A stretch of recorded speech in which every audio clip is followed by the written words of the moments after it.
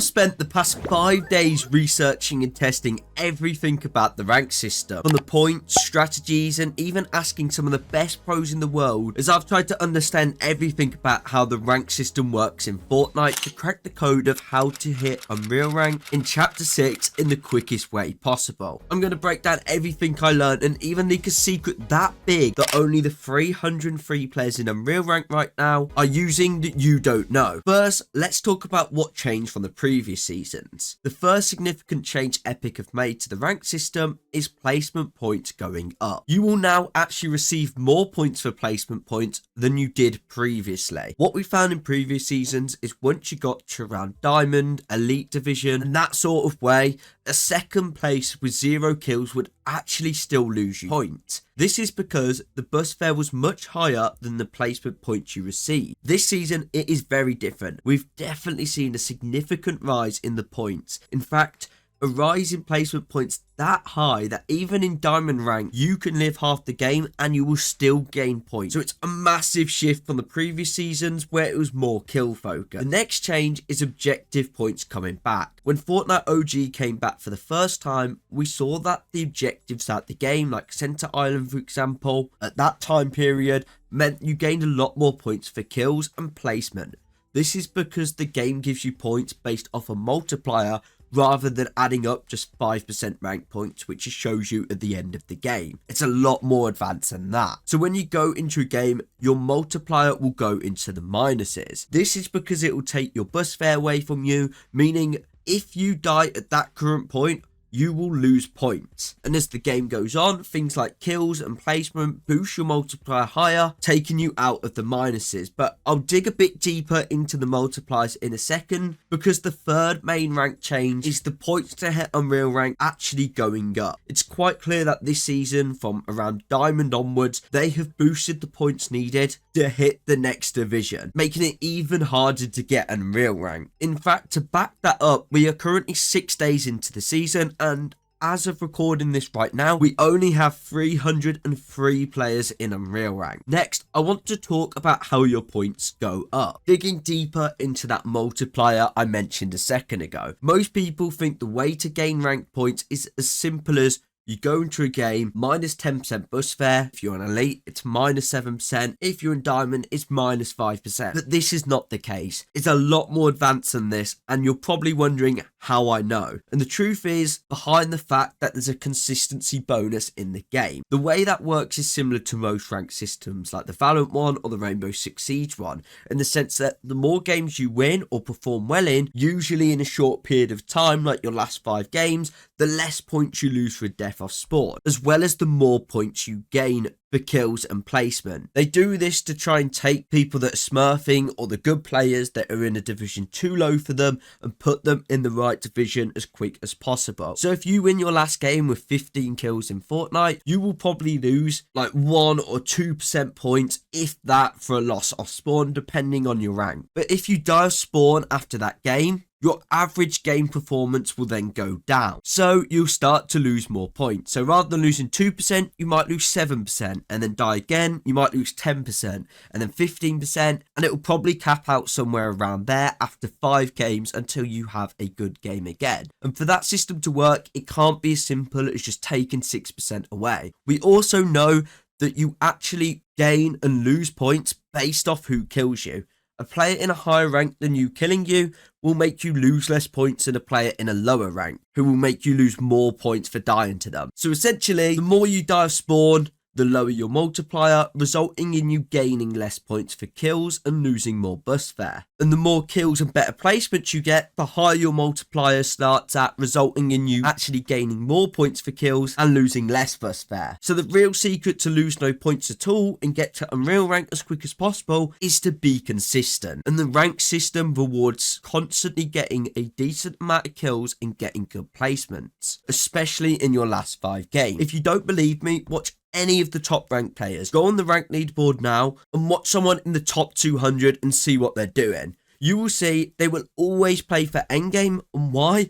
because the consistency is the key to actually gaining a lot of rank points. This is a secret that no one in the top 200 of rank is going to tell you, but they all secretly use and abuse, and they don't want you to know. This is why you're going to see the top rank players only playing squads. They do it because it's much easier with 4 good players to be consistent, hitting endgame and also dropping high kill games. So now you know how the rank system works. How can we play to maximize the points we get? First of all, make sure you're always warmed up. People think spending 5 to 10 minutes a day won't make a big difference to your performance in game, but it does. Just spending 10 minutes at the absolute minimum warming up will actually get you to the same skill level as playing about 1 to 2 hours of rank in literally just 10 minutes. And spending 45 minutes, which is the perfect recommended time, will actually get you to the same skill level as playing ranked for about 4 to 6 hours straight. In fact, I've actually even released my own personal warm-up map that I've been using for years. It's been something I've secretly used for ages now, and when I released it, you guys absolutely loved it. Essentially, what my map is just a load of different scenarios that I played when I warmed up. I just put them all into one big creative map. There's like over 25 different scenarios in there. So whether you use my map or you go and use someone else's map, just make sure you're warming up. Plus, if you use my map as well, it also supports me. All the footage in the background here is actually my personal map, and you can find it by hitting the search tab inside of Fortnite and just typing in Taven in the creative bar here, and you will see my ultimate warm-up map right there. Make sure to favorite it as well, and then you can queue up like so. Whether you're using my creative map or someone else's, just make sure you're getting your warm-up in. Let's talk about off-spawn. Everyone always asks me, what's the best drop spot to land at? Should I land at a POI or land at this spot? And the truth is, land at the spot you feel most comfortable at. Whether that's a big POI or small spot on the edge of the map, especially when you're in higher ranks, if you can't stay consistent, you just won't go up many points. Find one solid good drop spot that's got plenty of loot, land at that spot non-stop, and learn to win the spot 9 times out of 10. It might take you landing at the spot non-stop 100 times every single rank game before you master it,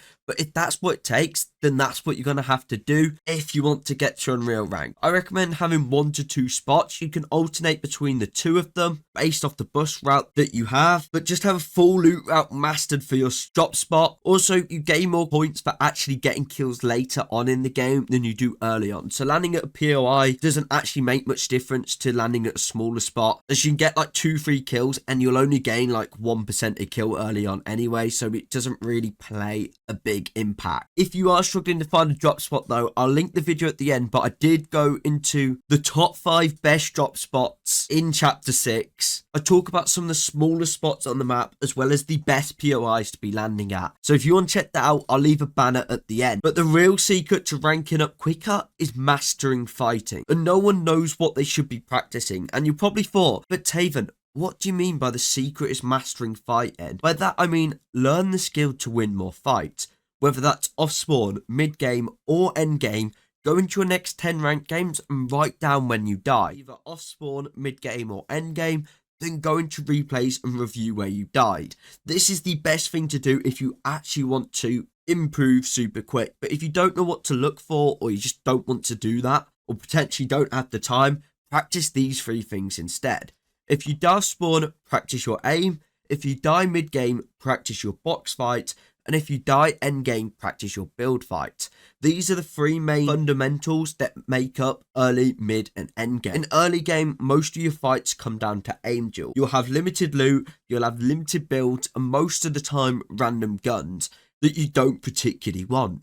If you can consistently hit your shot and deal more damage, you will win off spawn a lot more. In mid game, if you're a good fighter, you'll have the ability to win fights. This is because you'll have match, you'll have better loot. So the main thing to practice if you're not good at mid game and you die a lot is box fights. If you're a good box fighter, you'll be able to win any fight, even on 1 HP. This is why pros like Clicks came from box fighting originally, because you get really good at box fighting. You will have the ability to pretty much kill anyone in the mid game, and you'll also have the ability to finish fights much quicker. And if you're dying in end game, at this point you tend to have some really good loot, and you'll also have good builds. So a lot of the time, it just comes down to build fight. So if you die a lot in the end game, make sure you're practicing your build fight. When it comes to mid game, people always ask me, should I go for kills? Should I not? Now, personally, I think mid game is the best time to go for kills, because you're actually going to get rewarded for the kills you get rather than off spawn, and you're going to get loot off your opponents, which will essentially stack you up to win the game. I like to get at least 3 to 5 kills in the mid game to try and maximize points, which is why I say you need to make sure you're keeping on top of your box fights every single day in creative to make sure you can win every mid game fight. Now this season especially, the map is a lot bigger, and the benefit of that means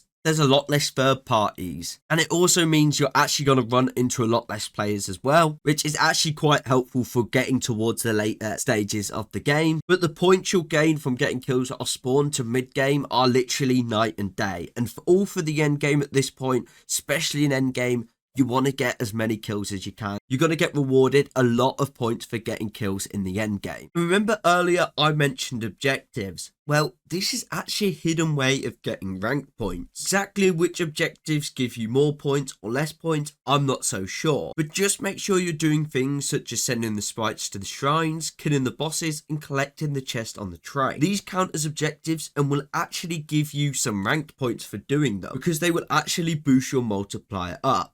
I actually put this to the test as I purposely died off spawn 5 times in a row, and at this point I was losing 9% rank point per a death off spawn, and this was the max I could lose for my rank. I then landed on the train 5 games in a row. I would collect the loot on there and just eliminate myself, and the results even shocked me. I found that I actually still gained points by opening the chest and dying straight away in all 5 of those games I played, despite just dying 5 games off spawn in a row. These videos take so long researching, creating and testing, so please, if you learnt one thing new, subscribe to the channel and support me as a small creator. It's free for you, and as a thank you, I will respond to every single one of your guys' comments down below. And if you're still struggling to find a good drop spot, you might like this video on the top 5 best drop spots in chapter 6. Please check it out and say you came from this video, because I spent so much time on it and it would mean the world to me.